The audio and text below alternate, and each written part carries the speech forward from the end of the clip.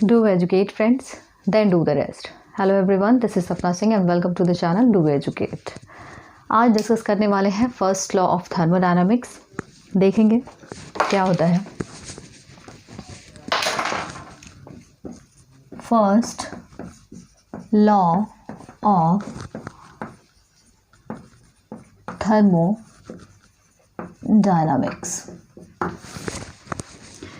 First law of thermodynamics पढ़ने से पहले हमें ये पता होना चाहिए कि law of conservation of energy क्या होती है। क्योंकि जो law of conservation of energy है उसी पे बेस्ड है first law of thermodynamics.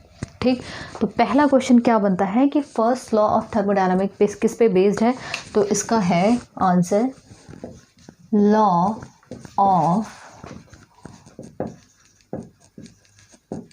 Conservation of energy. अब law of conservation of energy क्या कहता है, इसका मतलब है, इनका कहना है कि एनर्जी ना तो प्रोड्यूस की जा सकती है या फिर क्रिएट की जा सकती है, और ना तो क्या कर सकते हैं, उसको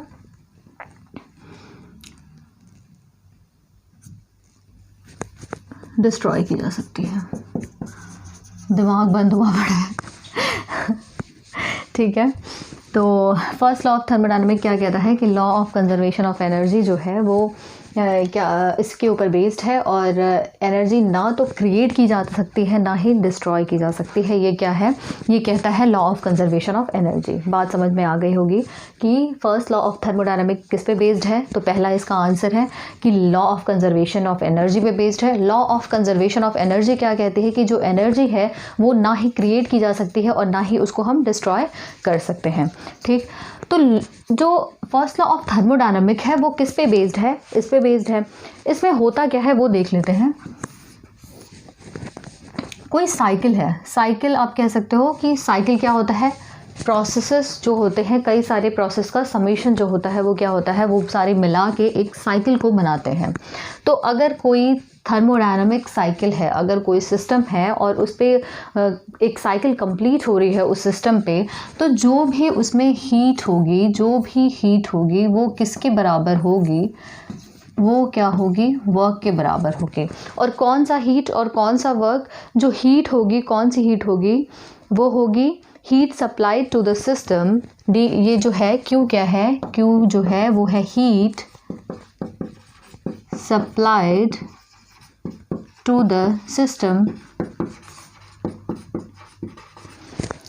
और जो वर्क है ये क्या है, work done by the system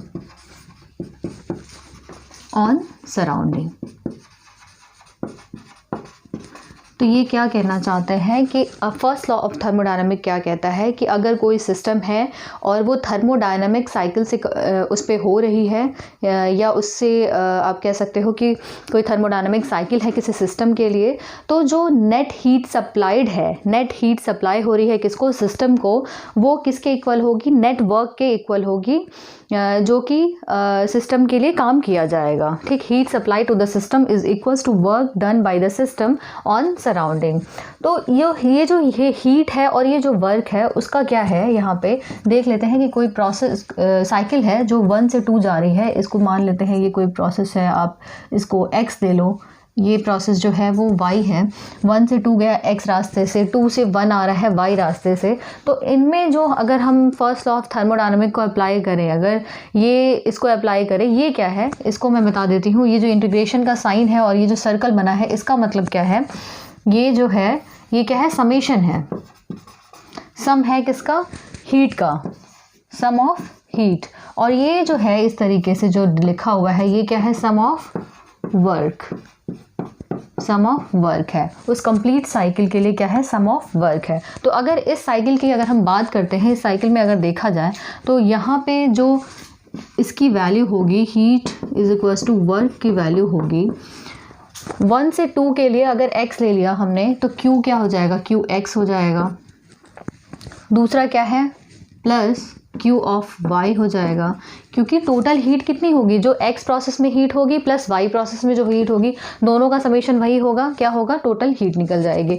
उसी तरीके से अगर वर्क की बात की जाए तो वर्क क्या होगा, x रास्ते से जो वर्क होगा और प्लस y रास्ते से वर्क का समेशन, तो क्या हो जाएगा ये W of x plus W of y। यही होती है आपकी फर्स्ट लॉ ऑफ थर्मोडायनामिक्स। क्या होती है, फर्स्ट लॉ ऑफ थर्मोडायनामिक्स। तो जो क्वेश्चन यहाँ पे बनने वाले हैं फर्स्ट लॉ ऑफ थर्मोडायनामिक्स से, पहला क्वेश्चन ये है कि law of conservation of energy पे बेस्ड है, और ये क्या कहता है कि एनर्जी जो है, एनर्जी ना ही क्रिएट की जा सकती है, एनर्जी ना ही क्रिएट की जा सकती है और ना ही उसको हम डिस्ट्रॉय कर सकते हैं। ये कहता है law of conservation of energy. First law of thermodynamic क्या कहता है कि जो heat supply to the system है, अगर कोई साइकिल है और उसमें heat supply to the system is equals to work done by the system on surrounding. यहाँ पे ये जो है इंटीग्रेशन और ये सर्कल जो मार्क किया है, इसका मतलब क्या है, समेशन ऑफ हीट।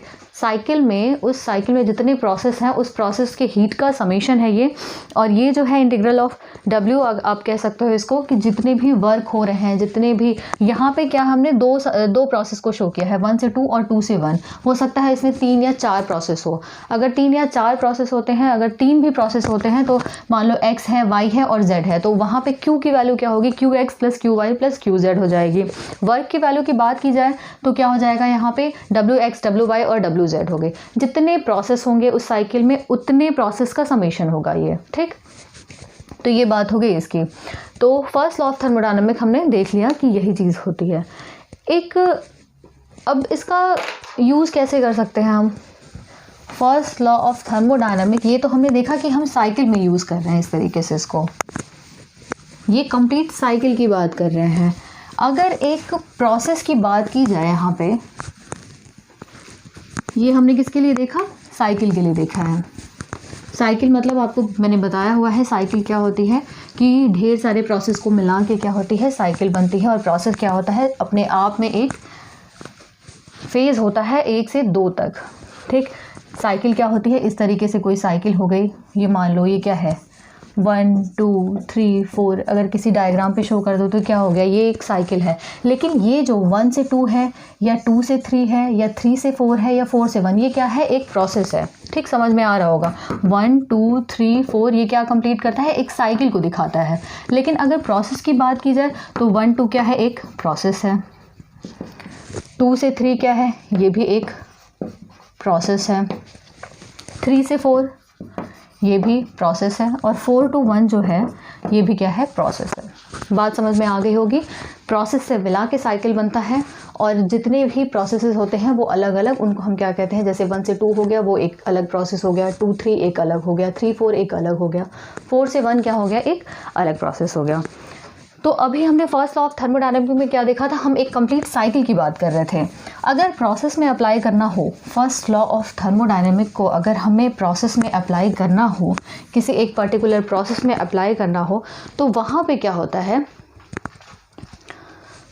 वहाँ पे when a process is executed by a system, कोई प्रोसेस है, आप ये मान लो कि 1 से 2 ये क्या हो गया, कोई प्रोसेस हो गया, ठीक। कोई सिस्टम है, प्रोसेस कंप्लीट हो रही है 1 से 2 प्रोसेस, तो इसमें चेंज इन स्टोर्ड एनर्जी जो होती है, चेंज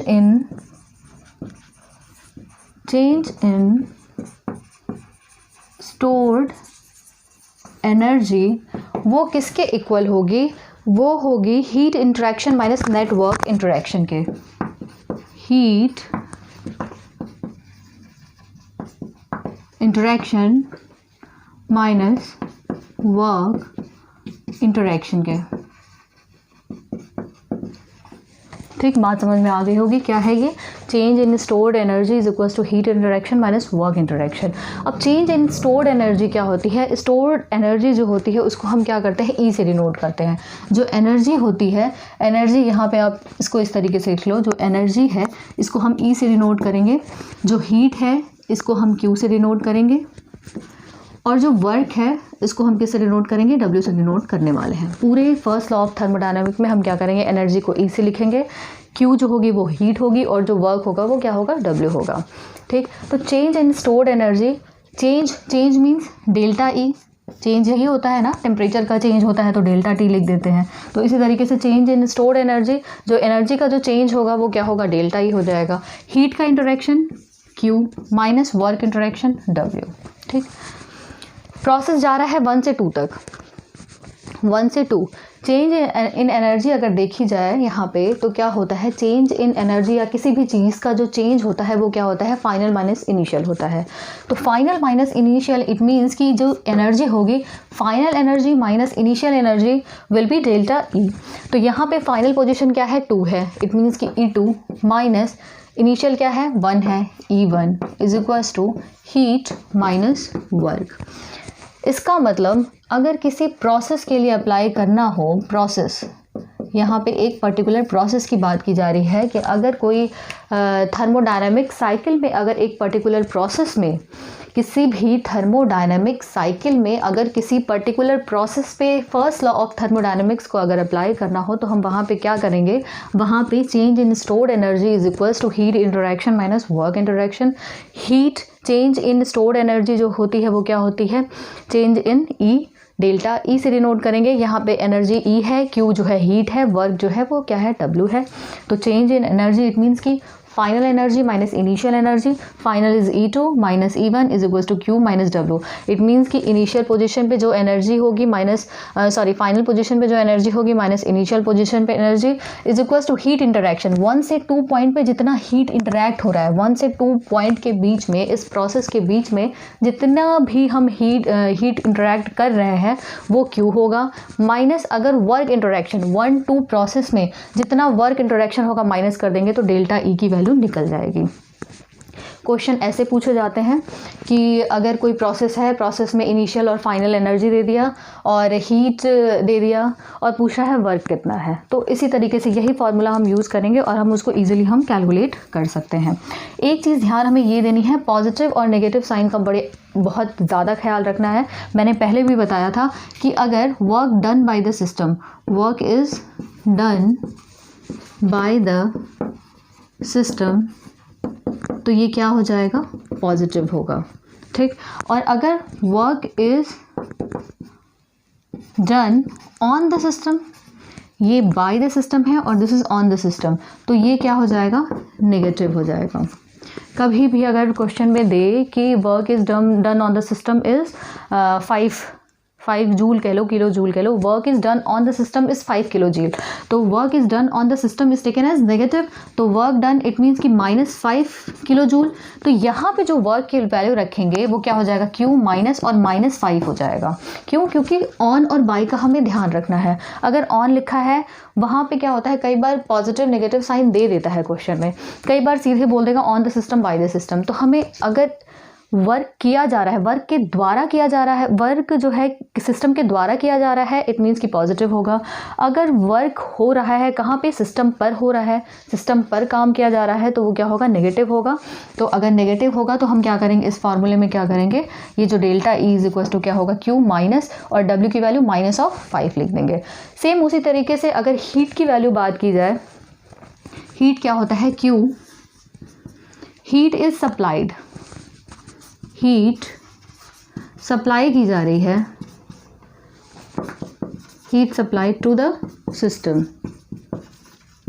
तो इसका मतलब है कि इसमें प्लस Q लेंगे। ठीक, ये क्या होगा, ये भी पॉजिटिव होगा, प्लस Q लिख लो या फिर पॉजिटिव लिख लो यहाँ पे।